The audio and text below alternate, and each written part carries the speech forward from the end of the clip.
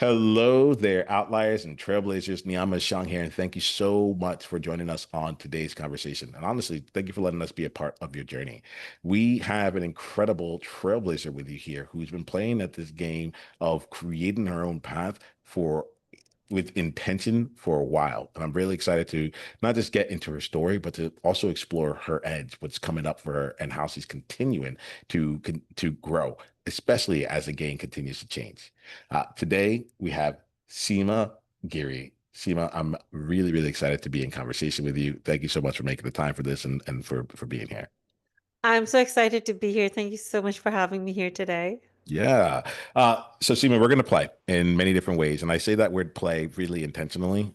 I've recognized, I was having a conversation with someone and they asked me the question about a distinction of play versus practice. And I think that like there's something really important to me in that. Like I want us to have fun, knowing that we are both honing our craft and honing our relationship through it. You down to play today? I am down to play. All right, cool. So let's start off here then. Why don't you tell us more about you and the game you're currently playing? Okay, well, I've been an entrepreneur for the past 25, 27 years, almost 30, and I have a couple of businesses. I have a project management consulting business, which is one of the longest business that I've been in for the last 25 years, trained over 100,000 people, and served Fortune 500 companies on setting up their project management best practices, project management office. And as I was doing that, I was led into now starting my publishing company called Uplift Media, where I help entrepreneurs and professionals write their authority building books to grow their business and their speaking business and to leave a legacy.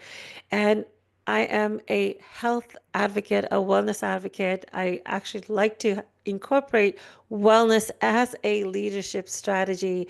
And I love to help people around that, bringing their whole self to everything they do and not showing up in parts.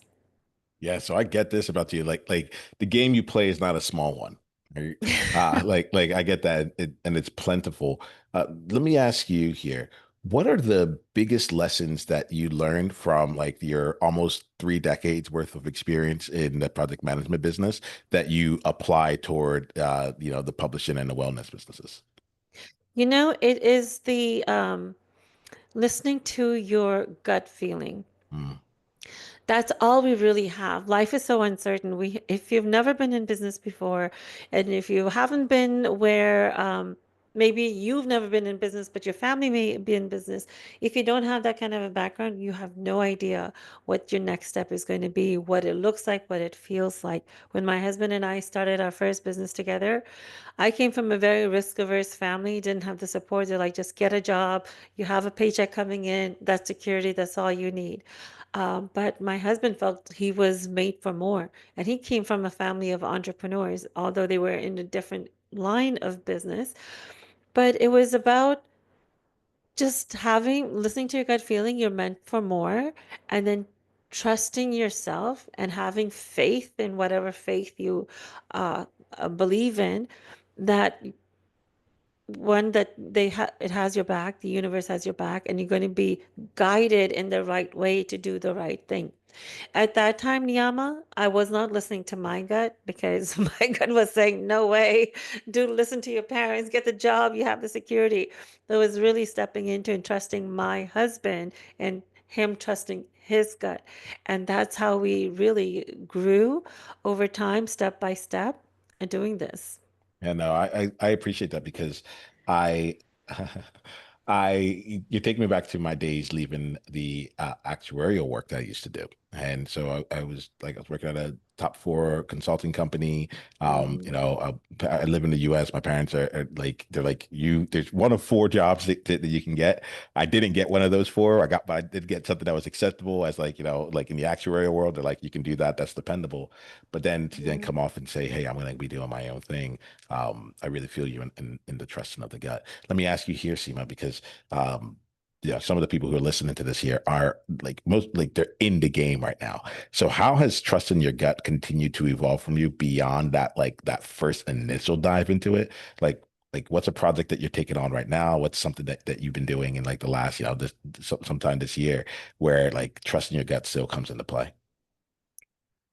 That's an interesting question, Yama, because I recently just said this on my own podcast this week, is that it's more of a personal project, which is leading into, my project management, my publishing, my wellness business, is having the courage to show up as my true self, being 100% authentic and bringing my whole self. So before when I used to just talk about project management, that would be all I talk about. I would not talk about my healing journey of being bedridden. And despite 11 doctors saying that was going to be my life forever, how I pushed past that. So I call myself a rebel. When I would talk about publishing, I would not talk about anything else. When I would talk about wellness, I would not talk about anything else. And I always felt like I was just leaving part of myself out. I didn't have this plan that this year I was going to do like this, but I think intuition wise, it was pushing me out. And I was like, I'm just going to try this. So I started telling who I am as a complete person, especially when I started doing my corporate trainings. And people have leaned into me a lot more and they see the depth of information that I have, the depth of compassion and empathy I can have, and where I can pull my, resources and information from to truly be able to understand the diverse kind of people that I deal with every single day has made a huge difference. And I've been getting a lot of compliments. My friends will be like, Seema, you have such a glow and you look 10 years younger. I mean, I didn't have to pay extra for a special skincare routine for that. And just showing up as myself, Niiamah, I've been having so much more fun and just feeling so free for the first time in my life. And I think because of that, I'm helping my clients step into that a lot more and getting better results.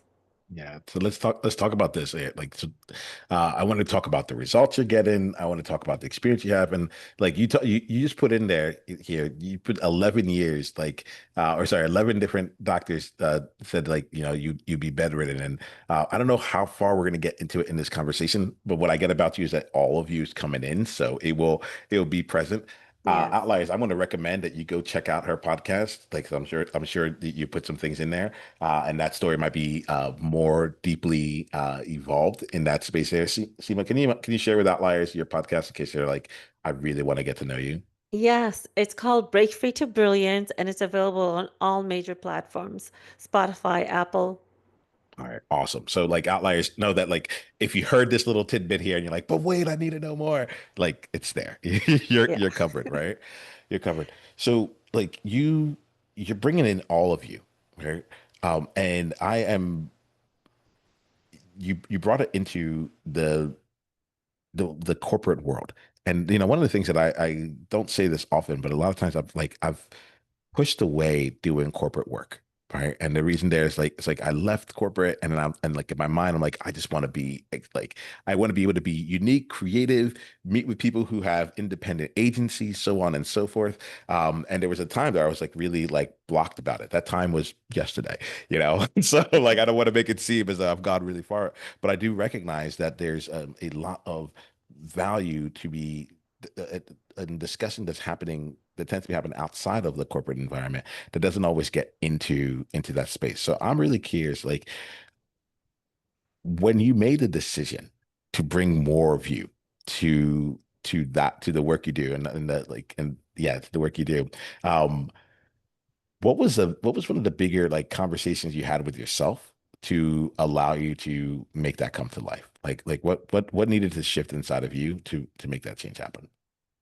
You know, it's, I just felt sick and tired of, the status quo Mm. and feeling incomplete and feeling like a part of my voice was not being completely coming out. And it was the same kind of feeling when I was struggling with my health issues, right? And there's a part at that time, because I was younger, it was more like that little girl. When we grow up through the different environments that we're in, there's that small part of us that gets left behind and doesn't get to be integrated completely. And those are the parts that keep saying, you know, they want to be included, and it's just so quiet, and you still feel so incomplete, that I think it was just time. And also just know that it took all of this time, and it's because I believe we need to grow into that and have the capacity to hold that space for that other parts of us and to show up fully wholly. So it's not, give it time for those who are listening and thinking, okay, I want to do this, but how? It takes that time, and you'll know when that time is. And I think intuitively, that's what happened for me at this time too. I've been trying to do that earlier, but it just wasn't coming through, and I just wasn't feeling uh, as in control to be able to do that too. And it's about how you're showing up in that way, and how you're handling it. Now it doesn't really matter to me what other people feel and think, you know. I'm an empty nester now. I've gone through all of that. And now it's like, if not now, when? And I just know that now is my time. No, I really appreciate this. So I'm not a full nester, but we still have I have a little ones right now that are just entering into elementary school, and Oh, so what you say there really hits me, and I think that there's something in it that I wanted to let you know, like you impacted me with, which is just mm, I got this sense as you were talking that like um even if you may want it right now, now may not be the time. It doesn't mean that it will never be the time, though. All right. right. And I think that there's something in there where oftentimes I'll see people who are out there doing the thing that I want to do, or like they're having the results that I want to have, or they seem to be able to like they come out of like nowhere or whatever it is. And I'm like, what am I doing wrong? And I like I'm not gonna say like I keep this like that's not like the first thought that comes in, but there's an element that shows up where I'm like, oh, what am I doing wrong? And what I something I got from what you said, and I'd love to hear you like actually elaborate on it. But something I got from what you said was like, it just may not be your time yet. Like it doesn't mean you may be doing everything right, and it's like, and this is like just be patient until it's actually time for it to go and blossom. What are your thoughts on that here? Let me just check in with you. Yeah, and when people used to say this to me, I used to hate it. It's Yeah. not it's not your time, it's the divine time. It's like, yes, but when is it? You know, but there's so much truth to it. But with what you said, I appreciate that this has impacted you in this way. But there's always ways we can improve even in our current situation, right? So it's not what you're doing wrong, but this is you're doing based on what you know, what you learned, and what you feel is right. But there's always ways we can also enhance what we're doing or improve on what we're doing, because we're a work in progress. We're continuously evolving and becoming who we are meant to become. And so we're continuously getting that insight. So keep looking for those small nuggets and those small nudges that you're getting. Mine was very, very faint, but I could still hear it. So tune in more into yourself to hear that. I started my spiritual practice. I started, you know, I got tired of all the religious stuff, and I said, you know what, I'm not doing any of this thing anymore. But I realized that I could still be connected with my faith through spirituality, whatever that means for you, can still feel connected. And I started meditating, and um, looking inward a lot more, and then building that trust factor with myself by making certain decisions. And then I learned that I was so afraid to make a decision, Niiamah. I was like, what if it's the wrong one? Then I realized we do U-turns all the time when we take the wrong turns. So why can't I do that with my decisions? So I started to learn that, if it turns out to be the wrong decision, I can always turn around and make another one and course correct along the way. Can we talk about that for a little bit here, Seema? Like, Yeah. because like I'm deeply interested in you as well as your business. So you'll see me also like talking to me like, so how are you doing it? Like how are you organizing things? But I like this idea of the U-turn and the course correction, and it's hitting me in this way. I was having a conversation with someone about AI, and they were also a coach, and they were looking into they're like they were talking about like, hey, how are things going to be replaced in different industries? And something that came to me while we were talking, I was like, oh wait, like one, I don't know what the future holds. I do know what's Mhm. here right now, so I want to play Yes. into that and maximize the opportunities that are here right now, so that when uncertainty shows up, when real uncertainty shows up in the future, not worrying, but the actual uncertainty arrives, then it's like I have space and room and resources to go and address that. That was one. But the other thing that came up was like I realized I was holding on to a lot of I was holding myself back from taking on some of like the bigger projects that I wanted to take on because I was like, but what happens if I enroll someone in it and then I have to deliver, right? And I don't know what to do, right? It's one thing to bring someone in, it's another thing to actually fulfill on it. And something that came for me was this feeling of recognition that I was like, oh wait, I do have a partner in like my AI tools. Like if I don't know, like I can start figuring it out. And so there's something in what you said there that really gets me, that element of the U-turn, the course correction. How's something like that playing out for you right now? Hmm. That's a good question. I think, many of these things we do is we just are in so much in the doing that we don't Mm, stop to think, how am I doing it? yeah. Um, well, when I started publishing, it started because I had the opportunity to share my healing journey in an anthology with Dr. John Gray, who wrote for Men Are From Mars, Women Are From Venus series. When I had to share my story, I was like, who's going to listen to my story? It's just little old me with this thing that I did. But we think that what we've done is not a big deal because we're living it. But when you start sharing, it's like a big deal to others. Um, so, Can we slow down on that real quick there? Because mhm, I think there's something really profound in that. You said we think what we've done is not a big deal, but when we start sharing it, we find out it's a big deal to others. Right? yes, Yeah, let's like there's something in here. Trailblazers like hear this because and I think this is important because the Trailblazers and Outliers that live this year, a lot of times are like what that thing that's nothing or that was years ago or like like yes. I have this thing about like oh I fell out of heaven like back in the day that those are my glory days. Now I'm a regular guy with a mortgage and two kids like trying to make business work on my terms like what's special here, and yet you're capturing it. It's like it's still special. What are your thoughts on that? I want to get back into the rest of the story, but what are your thoughts on that? Yeah, no, it's huge. You don't have time to think, right? If you're in a situation, you're in a crisis, you're doing whatever is coming to your mind to survive and get out of that. And we don't really stop to think and say, "Hey, what did I just go through?" You're just forging forward. And then it's just like you're getting seeing a neutral person looking at a conversation and helping and telling you what it is, right? Like we get consultants and experts, right? Why do we bring them in? Because they're a neutral party and they have certain expertise and they can see things that you can't. These are, I wouldn't say our blind spots, but we don't realize we've done something extraordinary.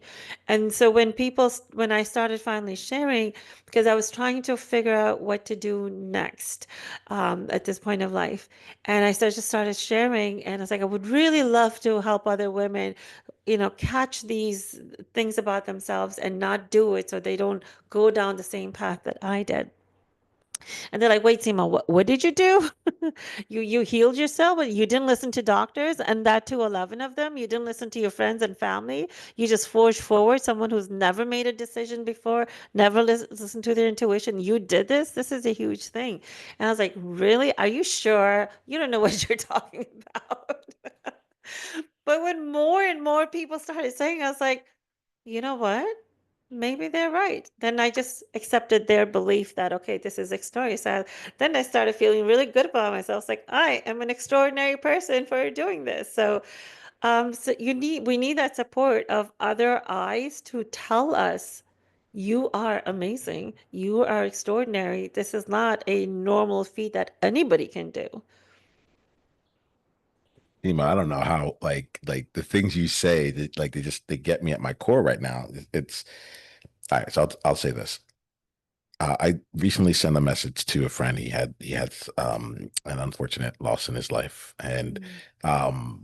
the way he held it was really strong.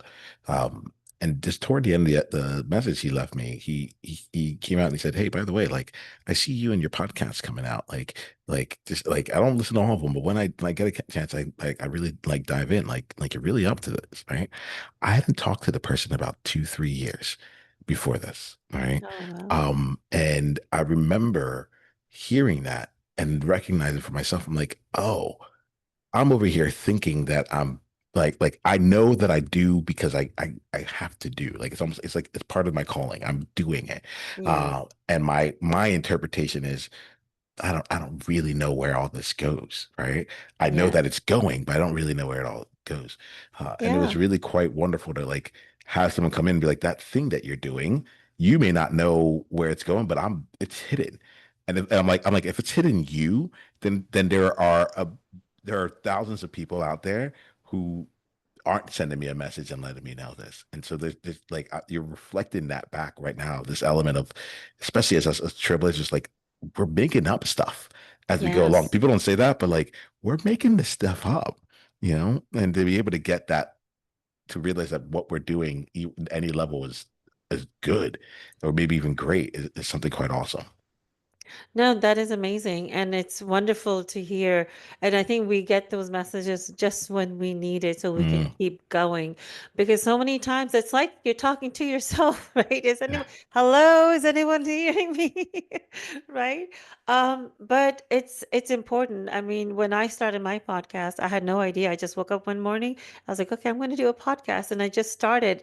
I didn't plan, although, that's my whole background. I didn't plan. I didn't do any research. I'm like, okay, episode this. Do you want to be on my podcast? Someone said yes. So we just started the podcast like that. And then it opened up for all my authors and my clients. But sometimes that's how you just get started. Well, I really like this, and I want to get your thoughts on this because there are a couple of different reasons. One is for me. One is I know that a lot of the trailblazers and outliers listening to this, they've come from more like organized areas that like they've been employees, they've been executives in their organizations, so on and so forth, and now they're building their thing, right? They may be in like year Yes. 3 about it, but they're still trying to get the traction going, right? And I think that there's something in here that I really love because you're like, look, project management is like what I do. Like I'm paid to go and speak in front of people to do this, like to help them, to train them. I've been doing it for decades. And yet, when it came to this project, you didn't take a what one might consider a traditional project management approach. And I want to get into that the distinction for you. Right. There's some thoughts I have about like when is the right time to use which model. But I'm curious for you, like when would you consider the distinction as to when you have to know everything in advance and plan all the details out and know all the different like contingencies and so on and so forth? I don't want to even speak your language, you know. So, um, I don't know if this is going to make sense the way it's going to come out, but because of a structure that I have, right? I'm a naturally organized structure kind of a person. Because of that overall structure, and because I think now it's embedded in me how the structure needs to be, I have that freedom for creativity. So if you are totally not organized and don't organize anything, everything might be like a chaos. But if you have an overall structure and you know, okay, these are the steps to do, um, project management is an art and a science. You have that structure with that flexibility built in so you can trust your intuition as well. That's, I think, the blending of the two that happens that gives you the results that you want to look for. And for me, I can't even tell you that you need to do this and then listen to your intuition because it's just so much a part of me that I don't even realize when it's happening. And in following your intuition is really important because I think if I had put more time and thought into the podcast is a lot of work, and I don't charge people just like you, Niamh, right? It's a lot of work. I don't think I'd be doing this. You Uh, know, uh, but it's that calling that you have a message that needs to get out, and that's even more than anything else. And we're still doing it, Yama. You and I are still doing it. So it's that way of getting in touch with our tribe that we need to get in touch with, giving them enough way for them to find us, because we have to make sure we are searchable and people can, our tribe can find us when we need to. And when that happens and you get that hint of that nudge and that intuition, you'll automatically fall forward to do it. Yeah, I love this here. That look, allies, we're talking about the podcast right now, but Seema, I also know that like you're big on publishing. You have multiple books out there. Like Yes. at this point here, and I was, and even as you were saying it, you said the word podcast, but I was thinking business. It's like if I knew what it would take, would I have left? Would I have left the corporate world? Yeah. Would I like if I knew but I needed to jump in? Yeah, please. I think it's a good thing we don't know, otherwise we wouldn't be doing it. Yes. We Yes. scare ourselves to say forget it, but that's the beauty. I mean, that's the most beautiful thing, right? It's it's good that you don't know where the road is going to lead. Otherwise, it wouldn't be an adventure, right? If you know everything, right, it's going to be boring. You won't enjoy it as much. And the learning is not going to be there. And the transformation. You want transformation, you start a business. So Outliers, I'm going to talk to you right now. Like I love this thing that Seema just said. Like it's good that you don't know. It's good that you don't know. So if there's something that you're trying to bring to life, something that you're trying to bring into existence, whether it's a business, a new project, a new product, a new service, a podcast, whatever it is, and you're at this stage of like, but I don't know if this is going to work, or I don't even know what I'm going to do next. I'm like, that might be a perfect time or the perfect reason for you to go for it, Yeah. because it's not the other way around. You're a creator. You get to create this in your own way. The question that you had asked earlier, how does the U-turn part look like? When someone suggested that I get into publishing after I wrote my book with Dr. John Gray, I told them how you even came to that idea of me doing this is totally crazy. You're crazy. I literally called this beautiful woman crazy when she's just telling me to step into more of my power, right? And I was like, I don't think so. She's like, Seema, you've got that project management background, you know execution, you know how to do all of this, you're great with people. This is your thing. And I was like, no, I don't think so. A couple months pass and I go on to my own thing and I come back to her and I was like, you know what? Just like someone told me that healing myself and going forward that way was an extraordinary thing. And then I had the opportunity to write with Dr. John Gray. I had the opportunity to see that little old Seema, um, I used to be extremely shy, extremely quiet, and you could not get me to talk to a customer service person. How her story could make an impact on people, right?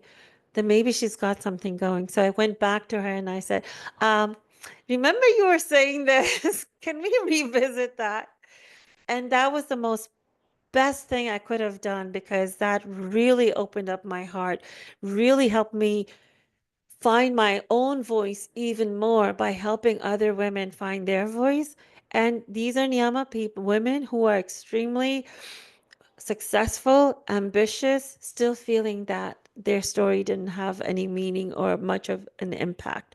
And helping them see that and publish and get that recognition has been amazing. So if I didn't do that U-turn then, I would not be here today feeling so fulfilled and honored that these women and these heart-centered men trust me and my vision in helping them get things done and get their book out there and their message out to the people that need to hear it from them. What's really cool, Seema, as you say this, is that my heart hears your like dedication, your commitment, your expertise, and your experience in here. You talked about Mhm. stepping into your power, and I hear it right here, right? I'm just like, oh, you don't mess with Seema when it comes to publishing. Like she if you go and you work with her, it's handled. You're good, Yes. and I get that it's not just from the technical know-how. You've done it, multiple times, and you've helped like hundreds of people through this process in and of itself. And the other thing I got, and it's really cool, Seema, when you talked about like little Seema and all that. What I also get is just like the I hope I'm using it right. The swagger that comes with knowing that you know it, right? And it Yeah. came out a different way when you were talking about like jumping into the podcast, right? You're like project management at this point, taking an idea and turning it into reality through a series of like steps in there. Like you can do that. You said something that was profound. You're like, basically the more structure I have, the more creativity I have. The more structure I have, the more room for creativity I can Yes. step into.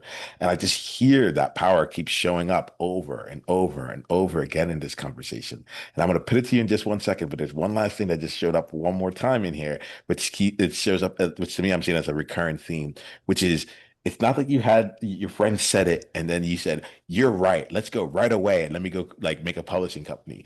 You did this thing where you took time.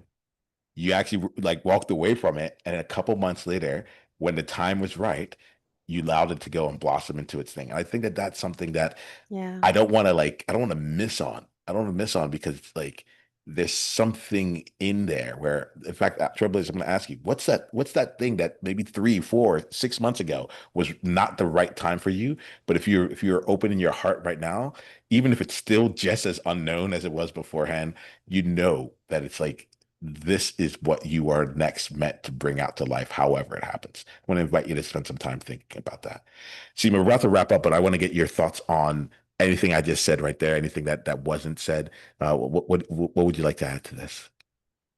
No, I think you said it perfectly. Don't be afraid to go back. People, I think, are afraid, thinking, okay, I said no then, or I said I didn't do this. What are people going to think? People are going to think whatever they're going to think. They don't have much else to do. Maybe those aren't the people you want to hang around with to begin with.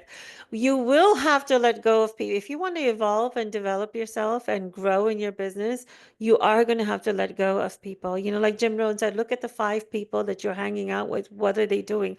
You become that. And I've had to let go of people. I've had to let go of family. I've had to let go of situations. I've had to let go of me, parts of me that were not serving me anymore, and step into who you're meant to be. And that's all part of the process. So don't be afraid of that. It's okay to take U-turns. It's okay to say no, and it's okay to move forward. You'll miss out on opportunities that maybe you should have taken it, but you're always making the best decision you possibly can at that time with information that you have. So honor that and don't live in the past. Live in the present, because when you're living in the present, you're creating your best future. I love this year. Allies. I think that's an outside to wrap up on. So we'll do this, Seema. We're gonna now consider the outliers taken care of, Okay. right?